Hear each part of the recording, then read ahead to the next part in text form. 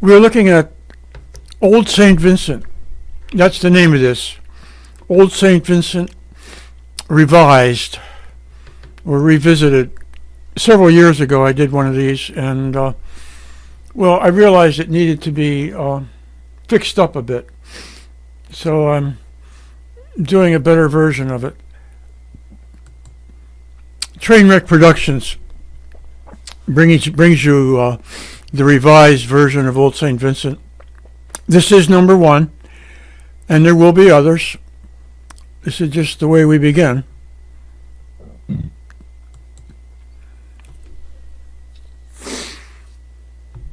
This shows us the old image of the clock tower, which was once the iconic image of St. Vincent.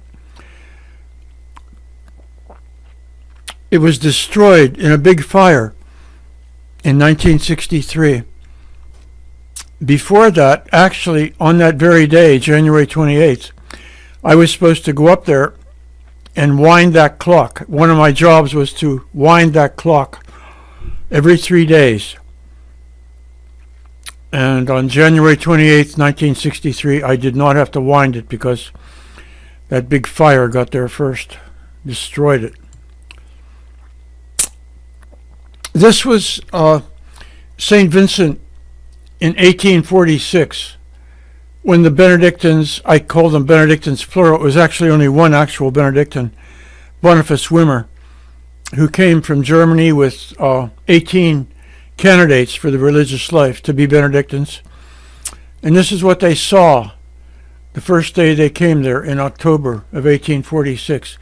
This was the old 1835 church, the pastor's residence, little schoolhouse that had been built. And over here, this was Sportsman's Hall. Sportsman's Hall was an old name that attached to this property, some 200 or 300 acres. It was a large tract that had been named, and this was the namesake of the place, Sportsman's Hall. Now we see what it looked like 9 years after the Benedictines had arrived.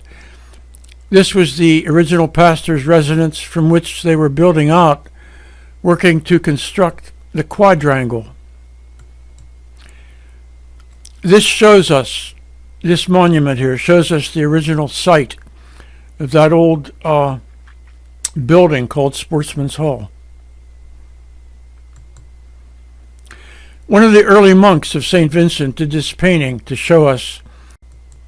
This, I think, is a better image of it.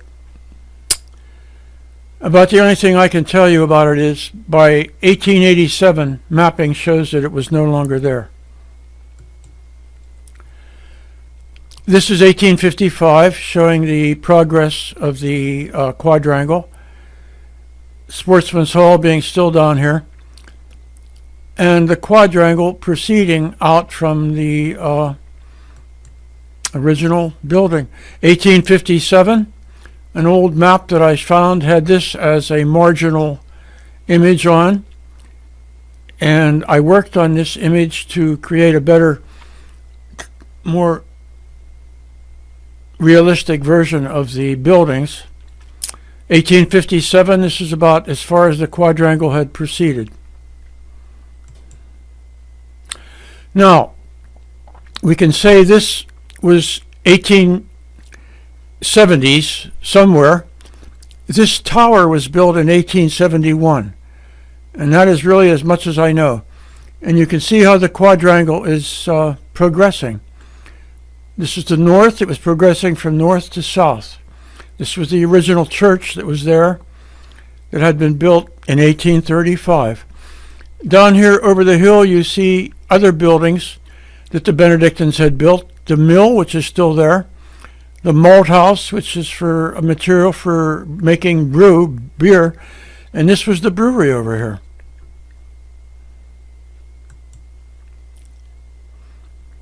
This was the quadrangle. It was completed in 1885 with Placid Hall, which was this building over here. This was Morris Hall over here. Benedict Hall, Gregory Hall, Anselm Hall. and in the middle was the original church. This is an etching I did showing that original church with the old tower. That tower functioned as a very good flue for that big fire in 1963.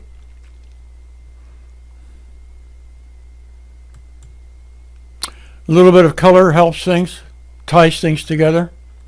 This is that church in a photographic image. It was used as a student's chapel. These are students hanging around outside. Another interesting feature is this. This is a well, a pump, an old hand pump. This is how the original people there got water, from that hand pump. This is inside that old German church.